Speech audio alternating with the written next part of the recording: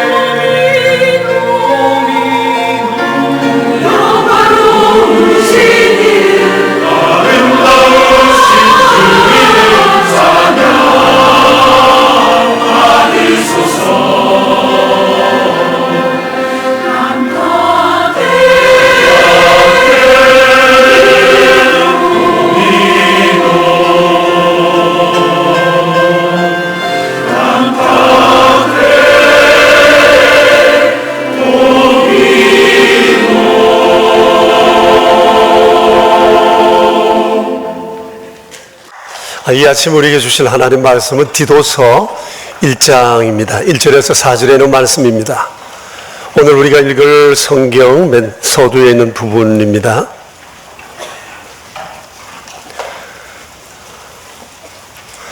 디도서 1장 1절에서 4절입니다. 이제 우리 함께 살아계신 하나님의 말씀 받들어 읽겠습니다.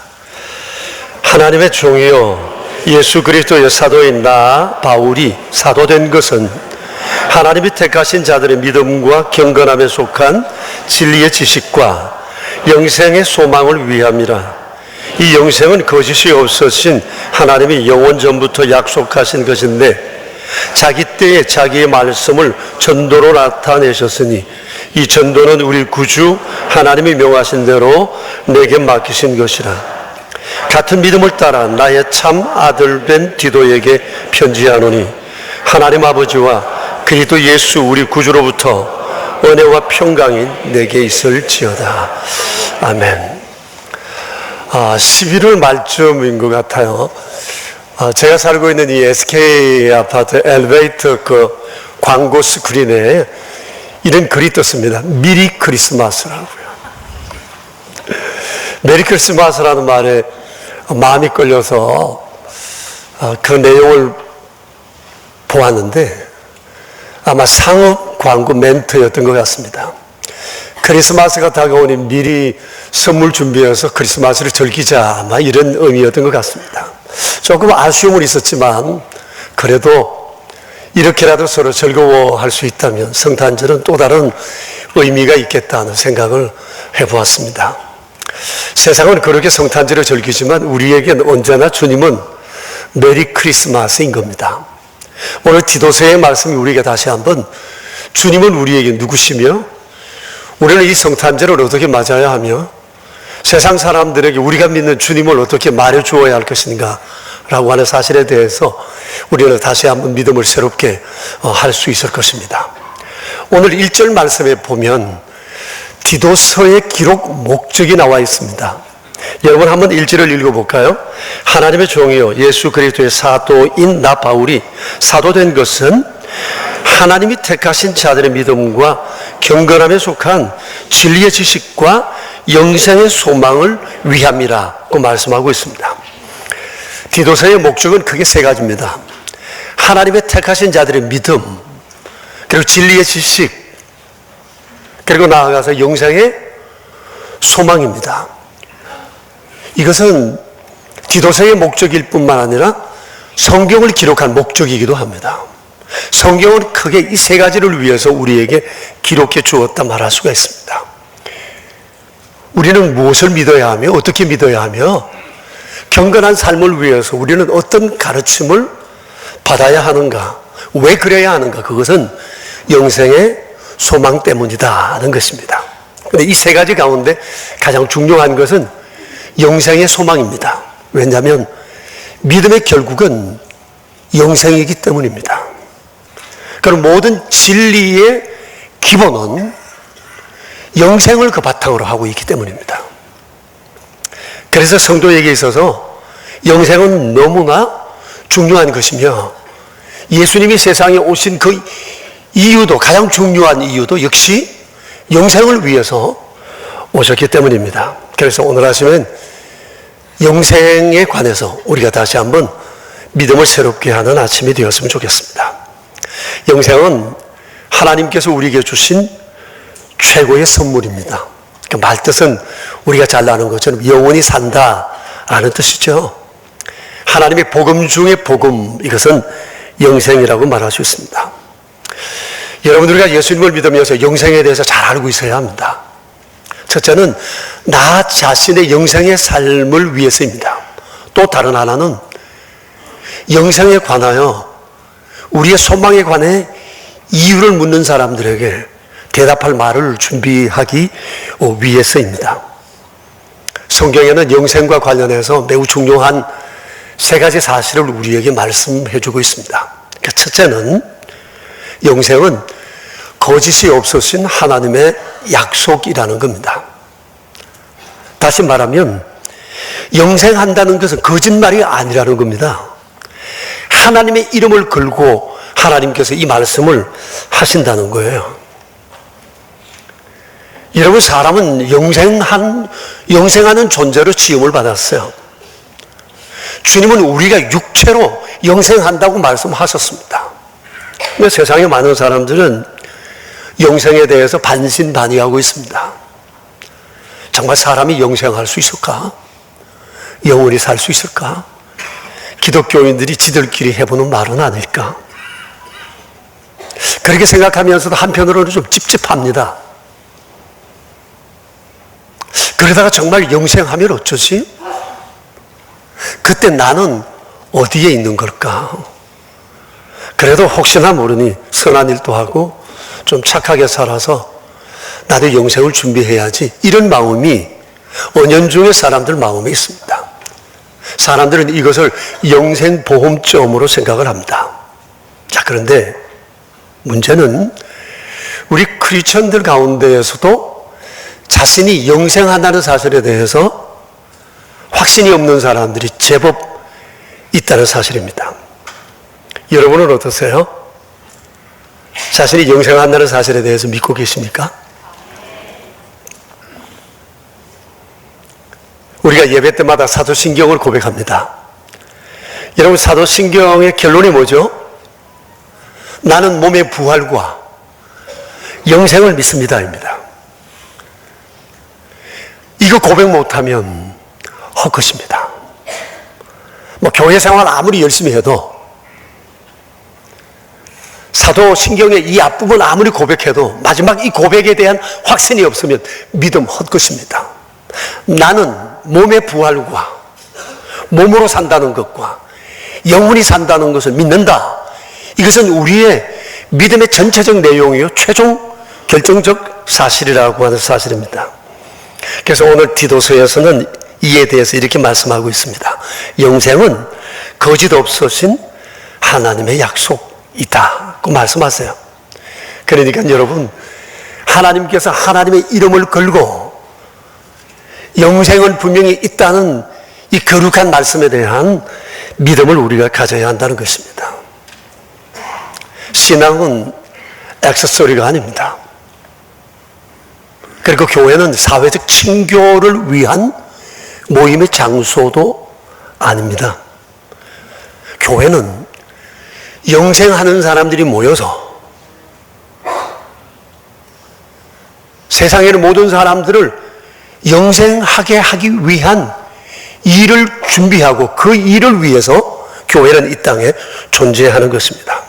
그렇기 때문에 그리스도인들은 모이면 날마다 영생에 대한 소망이 주된 대화의 요소가 되어야 합니다.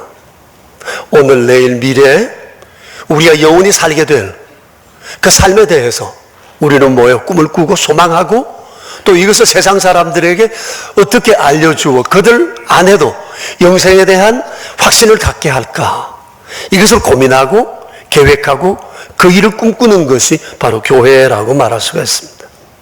근데 여러분 어떠세요? 우리가 교회 안에서 크고 작은 모임을 모이면 주로 우리 대화의 주제는 뭔가요? 영생이어야 합니다. 영생을 날마다 소망함이 우리의 모임 가운데 차고 넘칠 수 있어야 합니다. 주님은 오늘 우리에게 말씀하셨습니다. 거짓 없으신 하나님께서 이 영생을 우리에게 약속하셨다고 하십니다. 두 번째, 영생과 관련해서 주님 이렇게 말씀하세요. 영생은 영원 전부터 하나님께서 약속하신 것이라고 말씀하십니다. 여러분, 여기 영원이라고 그랬어요. 이 영원은 시간 이전의 시간을 말합니다. 창조 이전의 시간을 말해요. 역사라고 하는 것은 하나님의 창조로부터 시작합니다. 그런데 영원은 창조 이전의 시간을 말씀해요. 그러니까 영원하신 하나님께서 영원 전부터 계획한 게 있는데 사람을 영생케 하는 거예요. 그래서 하나님께서는 하나님과 교제의 파트너로 사람을 만드셨는데 그 사람을 영생하는 존재로 만드셨다는 거예요. 첫 사람 아담은 영생의 존재로 세상의 지음을 받았던 것입니다. 그런데 안타깝게도 선악과를 따먹음으로 인해서 영생은 취소되었어요. 그때부터 사람의 마음에 가장 갈급한 게 뭐냐? 영생하고 싶다는 겁니다. 세상에는 모든 종교는 영생에 대한 갈망에서부터 나온 겁니다. 인간의 가장 큰 불안은 죽음과 죽음 이후의 세상에 대한 것입니다.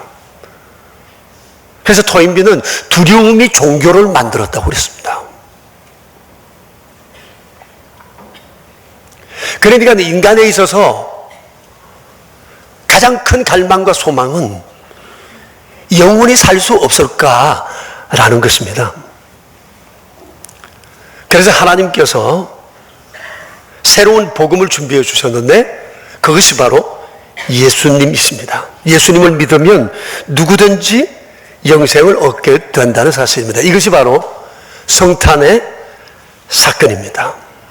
그러니까 하나님께서 죄인된 인간에게 주신 가장 큰 선물은 바로 영생할 수 있다는 거예요. 모든 그리스도인들이 이 선물을 받았고 예수님을 믿는 순간 우리는 새로운 운명의 사람이 된 것입니다. 얼마나 놀라운 일인지 모릅니다. 성도 여러분, 우리는 나이가 많든 적든 우리는 영생의 사람입니다. 우리는 영원히 살 겁니다. 주님 말씀하십니다. 육체로 영원히 살게 될 것이라고 말씀을 하셨습니다. 그래서 주님이 우리에게 당부하십니다. 영생을 전하라고 말씀하세요. 왜냐하면 영생은 죽을 수밖에 없는 인간을 향한 인류 대특종 사건이기 때문에 그렇습니다. 3절을 보시겠습니까? 같이 한번 읽어보겠습니다. 자기 때에 자기의 말씀을 전도로 나타내셨으니 이 전도는 우리 구주 하나님이 명하신 대로 내게 맡기신 것이라고 말씀하십니다. 전도라고 그랬어요. 전도는 주님을 전하는 것을 의미하잖아요. 사도 바울은 지금 그렇게 얘기를 합니다. 하나님께서 자기의 때 이 놀라운 영생의 소식을 전하기 위해서 자신을 부르셨다는 겁니다. 자신이 예수님을 믿게 된 것은 자신의 구원뿐만 아니라 또 다른 사람들을 영생의 길로 이끌기 위해서 하나님께서 자기를 불러주셨다고 하는 사실을 그는 확신하고 있습니다. 성경에는 사도 바울의 믿음의 간증이 참 많습니다. 그리고 사도행전에 보면 긴 그의 믿음의 간증이 3번이나 나옵니다. 주께서 그를 부르셨대 이 말씀을 하셨습니다. 내가 오늘 내게 나타난 것은 내가 오늘 본 것과 내가 너를 통해 영생에 관한 이 얘기를 세상에 전해주기 위함이라고 말씀하셨어요. 그래서 사도 바울은 일편단심 이 명령을 따라 살았습니다. 그래서 이 복음이 예루살렘을 넘어 유대를 넘어 로마에 이르게 되고 그리고 모든 이방 땅에 이르게 되고 우리 대한민국에 오게 되었고 우리가 그 전도를 통해 예수님을 믿어 영생의 사람으로 오늘 여기 있는 것입니다. 그러니까 예수님으로 인하여 자신이 영생한다는 사실을 믿는 사람이라면 어느 누구도 이 명령을 피해 갈 수가 없다고 하는 사실입니다. 여러분, 내가 예수님을 믿게 된 것은 나 자신의 영원한 생명을 위할 뿐만 아니라 또 다른 사람들을 이 생명의 길로 이끌기 위함입니다. 자, 그런데 아쉬운 것은 많은 그리스도인들이 전도할 줄은 모릅니다. 전도를 하기는 하는데 우리 교회 한번 와보세요. 이 정도 얘기는 하는데 예수님을 믿고 영생을 받으십시오 라는 영생의 소식을 잘 전할 줄은 모릅니다. 이유가 뭘까요? 영생에 대한 확신이 없거나 믿음에 대한 잘못된 이해 때문입니다. 내가 예수님을 믿어 영생할 수 있다는 사실을 안다면 이것을 다른 사람들에게 얘기해 주지 않을 수가 없는 것입니다. 같은 그리스도인들이지만 영생에 대해서 얘기하는 사람을 좀 고리타분한 사람으로 여기는 그리스도인들도 있습니다. 그래서 스스로 깨어있다고 생각하는 그들은 말하기를 눈에 보이지 않는 내세보다 현실 참여를 더 중요하게 생각합니다. 여러분, 현실 참여 중요해요. 어려운 사람 돕고 또 우리가 필요로 하는 곳에 가서 우리의 삶을 들여 사람을 세우는 건 너무 중요한데 영생에 대한 얘기를 하지 않으면서 사회적 봉사만 하는 것, 그게 과연 온당한 것인가라고 하는 것입니다.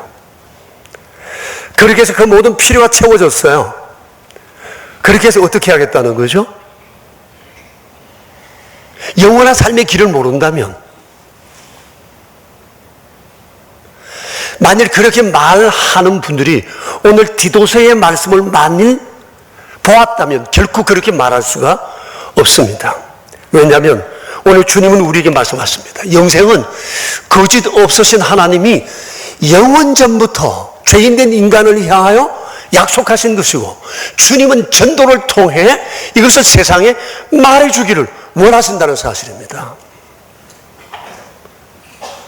이 사실을 안다면 우리는 단순히 세상을 위해서 좋은 일 하는 것이 그리스도인의 삶의 목적이라고 말할 수가 없어요. 우리는 그것과 함께 반드시 영생의 소식을 사람들에게 말해 주어야 한다는 것입니다. 사도 바울은 이 전도, 영생의 소식을 전하는 것, 하나님이 내게 맡기신 것이라고 분명히 확신하고 있었습니다. 이번 12월 달 가이드 포스트라는 잡지에 신성종 목사님이 표지 인물로 나왔습니다. 여러분, 가이드 포스트 보셨습니까? 보시고 계신가요? 제가 가이드 포스트 44년 독자입니다. 제일 오래된 독자입니다. 전 가이드 포스트를 즐겨봅니다.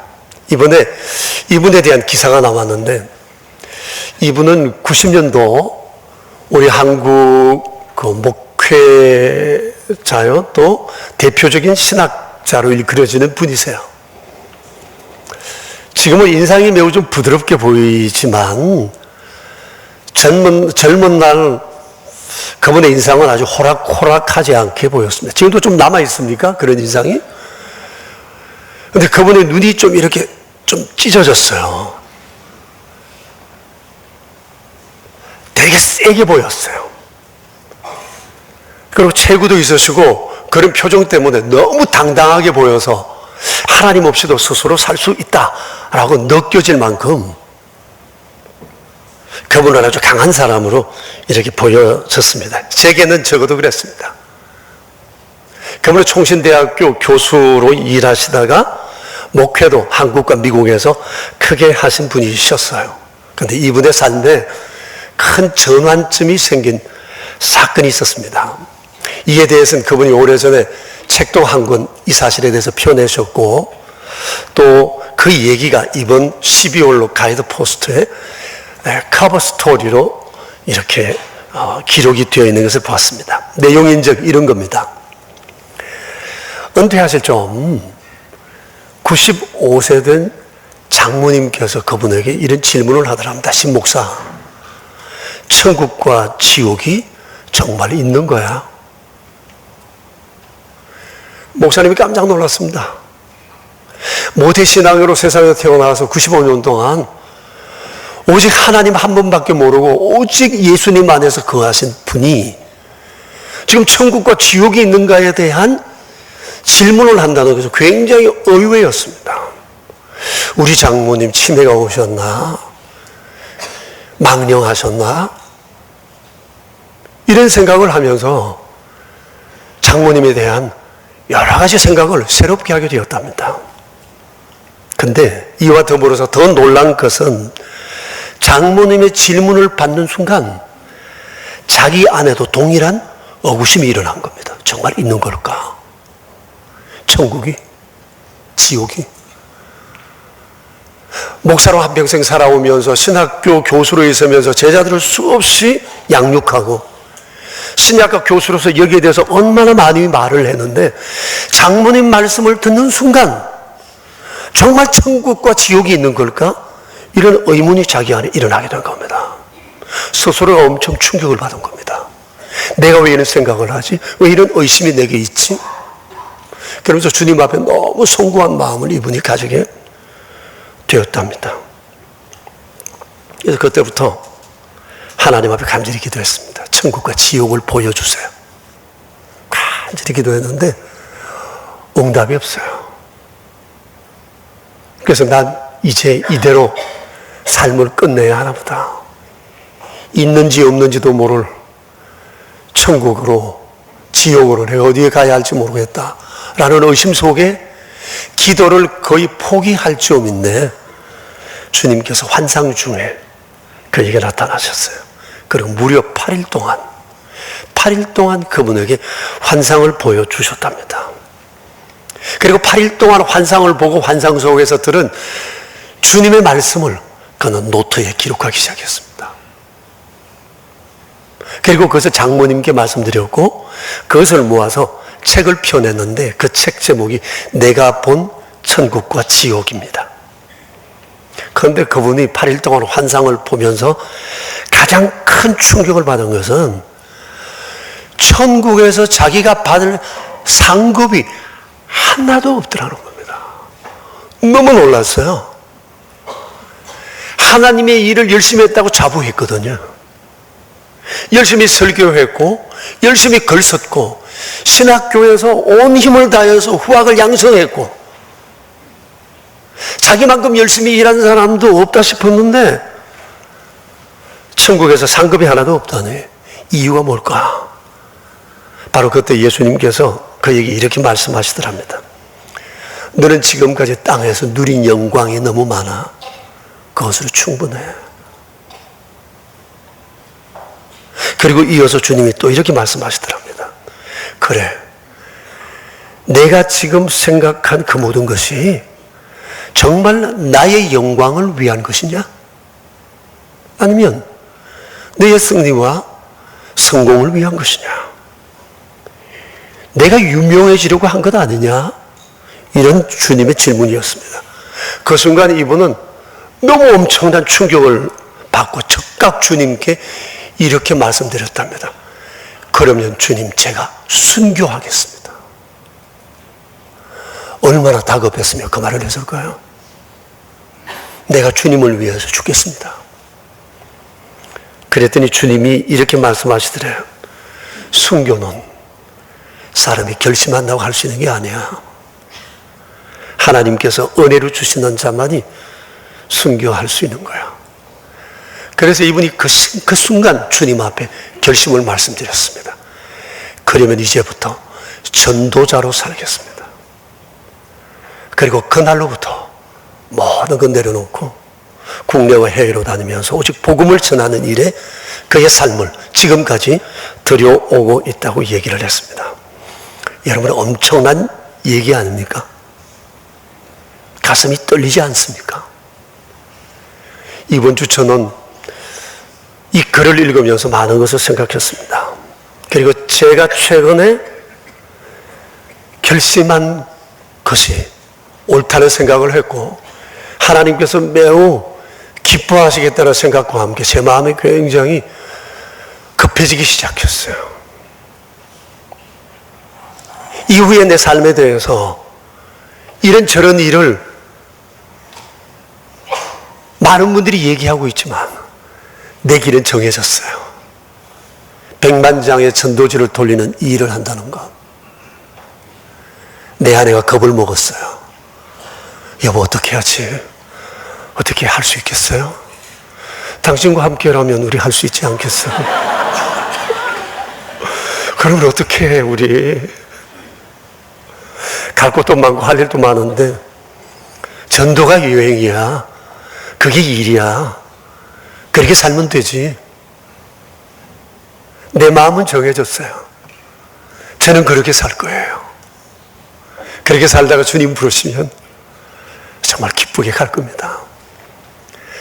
뭐 다른 거 어느 하나 부러운 게 없습니다. 오직 그것이 내 삶의 마지막 골이기 때문입니다.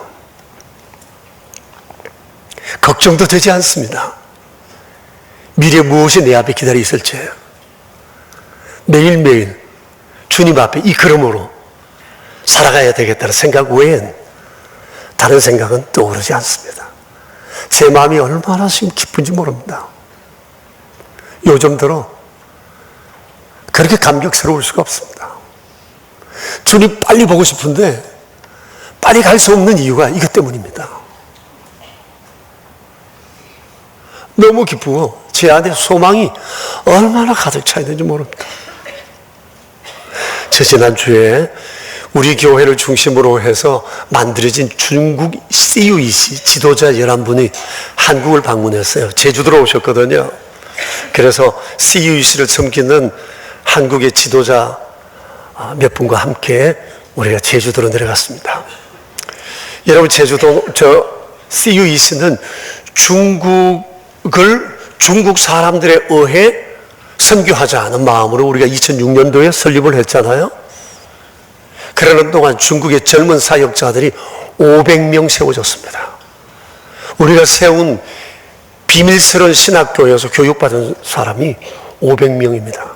수많은 사람들이 서북적으로 선교도 나가고 목회도 하고 있고 곳곳에서 하나님의 일들을 정말 열심히 하고 있습니다. 그리고 중국 본래 지도자들 가운데 또 지도를 받아 전국에서 일하시는 분들이 한 1000명쯤 됩니다. 정말 여러분 후원해 주셨고 기도해 주셨고 물질 내어 주셔서 우리가 이 큰 일을 했어요.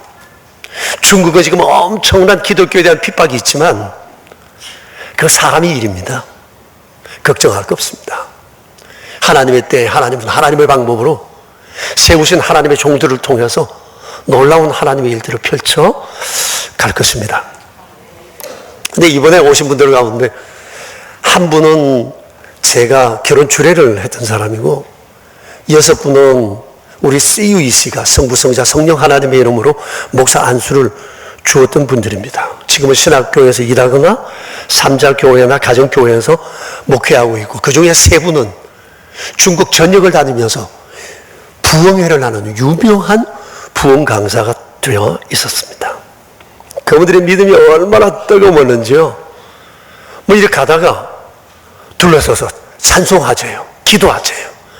그리고 몸 찬양을 하는 일들이 그들에게 일상화되어졌습니다. 뭐 사람들이 보든 안 보든 그건 상관없습니다. 내 안에 있는 놀라운 감동을 주님 앞에 드러내고 싶은 마음이 그분들에게 있었습니다. 많은 사람이 제주도를 중국 사람들이 떠났지만 여전히 제주도 안에 중국 사람들이 여러 분 있었어요. 길을 지나다가 혹은 음식점에서 중국 사람들을 만나면 이분들은 지체하지 않고 그에게 안부를 묻고 복음을 전합니다. 그리고 예수님을 그 자리에서 영접을 시킵니다. 그런데 놀라운 것은 전도를 받는 사람이나 기도하는 사람 모두가 눈물을 줄줄 흘립니다. 이들과 함께 보낸 2박 3일 이후 제 아내가 하는 얘기가 여보, 한국교회 부흥의 때를 보는 것 같아요. 여러분, 그들이 왜 그럴까요? 그들 안에 영생에 대한 소망이 있기 때문입니다. 죽어도 영원히 산다는 이 소망을 소망이 없는 사람들에게 전해주는 것은 너무나 당연한 것이지 않겠어요? 그래서 가만히 있을 수가 없습니다. 여러분, 우리가 진정 예수님을 믿고 내가 영원히 산다는 사실을 믿으면 어찌 이것을 사람들에게 얘기해 주지 않을 수가 있겠어요? 내가 예수님을 믿는데 영생한다는 것도 아는데 이것을 사람들에게 얘기해 주지 못한다면 내가 지금 믿고 있는 이 믿음이 잘못된 것이거나 아니면 밑에 내게 용기가 지극히 적기 때문이라고 말할 수밖에 없을 것입니다. 그러므로 우리의 믿음을 다시 돌아보아야 합니다. 여러분, 주님 말씀하세요. 거짓이 없으신 하나님께서 영원전부터 영생을 사람들에게 약속하셨어요. 그리고 하나님의 때에 주님은 이 소식을 전도하라고 말씀하십니다. 그러니까 우리의 전도의 핵심은 사람이 영생한다는 것을 말해주는 것입니다. 거짓이 없으신 하나님께서 영원 전부터 인간에게 약속하신 것이 있는데 그것은 인간은 영생한다는 것입니다. 예수님을 믿으면 영생합니다. 이 소식을 전해주는 것, 이것이 교회가 할 일이요 우리가 부름받은 이유라고 하는 사실입니다. 여러분, 영생이 우리에게 가능하게 된 것은 하나님의 은혜와 평강 때문입니다. 여러분 4절을 한번 읽어볼까요? 같은 믿음을 따라 나의 참 아들 된 디도에게 편지하노니 하나님 아버지와 그리스도 예수 우리 구주로부터 은혜와 평강이 내게 있을지어다 그랬습니다. 은혜와 평강, 이거 너무 중요한 말입니다. 여러분이 이 은혜와 평강이 그리스도 안에서 이미 우리에게 주어졌고 앞으로 계속 우리에게 이 은혜와 평강이 넘치게 될 것이라는 약속입니다. 은혜와 평강이 뭘까요? 은혜는 이런 것입니다. 하나님께서 인간에게 하나님께 이룰 수 있도록 길을 내어놓으신 겁니다. 그리고 누구든지 이 길을 통해 하나님께 오도록 주님께서 허락해 놓으신 겁니다. 이 안에, 이 은혜 안에 하나님의 부르심과 예정과 선택과 구원과 죄 용서와 의롭게 하심과 성령을 주심과 보상이 있습니다. 보상 중에 보상은 영생입니다. 그럼 평강은 뭐냐? 죄로 인해 모든 인간에겐 하나님의 진노가 결정되어 있었지만 하나님께서 스스로 그리스도 안에서 이 진노를 폐기하심으로 하나님과 사람 사이의 관계를 좋게 만들어 놓으신 것입니다. 이게 평강입니다. 성경에 나오는 은혜와 평강을 제가 다시 재구성해 본 것입니다. 다시 한번 보겠습니다. 은혜, 같이 한번 읽어볼까요? 하나님께서 인간에게 하나님께 이룰 수 있도록 길을 놓으신 것, 이 은혜 안에 하나님의 부르심과 예정과 선택과 구원과 죄 용서와 의롭게 하심과 성령을 주심과 보상이 있다. 보상 중에 보상은 영생이다 하는 겁니다. 자, 평강 같이 읽어봅시다. 죄로 인해 모든 인간에게 작정된 하나님의 진노를 하나님께서 친히 포기하심으로 하나님과 인간 사이에 새롭게 생기게 된 좋은 관계를 의미합니다. 그래서 여러분, 우리가 이렇게 신앙생활하면서 날마다 은혜와 평강을 기억할 때 우리 안에 이 은혜와 평강은 차고 넘쳐 이제는 이 소식을 사람들에게 전할 수밖에 없게 되는 겁니다. 우리가 전하지 않은 것은 은혜와 평강을 생각하지 않기 때문에, 묵상하지 않기 때문에 그렇다는 겁니다. 교우 여러분, 인간에게 주신 하나님의 최고의 선물은 영생입니다. 그러나 언젠가는 홍해가 갈라지듯 영생을 받은 자와 영생을 받지 못한 자가 분리될 것입니다. 영원히 삶이 분리되는 그날, 이미 늦어버린 이 엄연한 사실 앞에 통곡하는 무수한 사람들을 우리는 목격하게 될 겁니다. 그리고 사람이 영생할 수 있을 것인가에 대해서 반신반의하던 사람들이 실제로 이루어지는 이 상황을 보며 두려움과 절망을 젖어 있는 그 모습을 보게 될 것입니다. 그때 우리는 속으로 쾌재라 할 수 있겠지만 그와 동시에 우리의 마음은 편치 않을 것입니다. 왜냐하면 내가 조금만 애썼더라면 저 사람 구할 수 있는데, 내가 한 번만 더 전했더라면 저 사람이 영생의 소망을 가질 수 있을 텐데, 내가 한 사람이라도 더 만났더라면 저들을 저 두려움으로부터 구해줄 수 있었을 텐데, 아마 이런 안타까움이 그날 우리 안에 메아리 칠 거라고 생각합니다. 여러분, 이를 우리가 어찌해야 할까요? 아직 때가 늦지 않습니다. 우리 함께 기도드리겠습니다. 아버지, 허물과 죄로 죽었던 우리를 살리시려고 하나님께서 새로운 복음이신 예수님을 세상에 보내주신 것을 감사합니다. 값없이 주님은 은혜로 하나님께 나올 길을 열어놓으셨고, 우리가 마땅히 받아야 할 저주와 죽음을 하나님께서 스스로 폐기시키심으로 그리스도 안에서 하나님과 우리 사이에 아름다운 평화의 길을 만드셨습니다. 이 놀라운 사실을 저희로 알게 하신 것을 감사합니다. 이 은혜 속에 머물게 하신 것을 감사합니다. 이 땅에 사는 날 동안 날마다 주께서 주신 영생을 소망하며 살아가는 저희가 되게 하여 주시옵소서.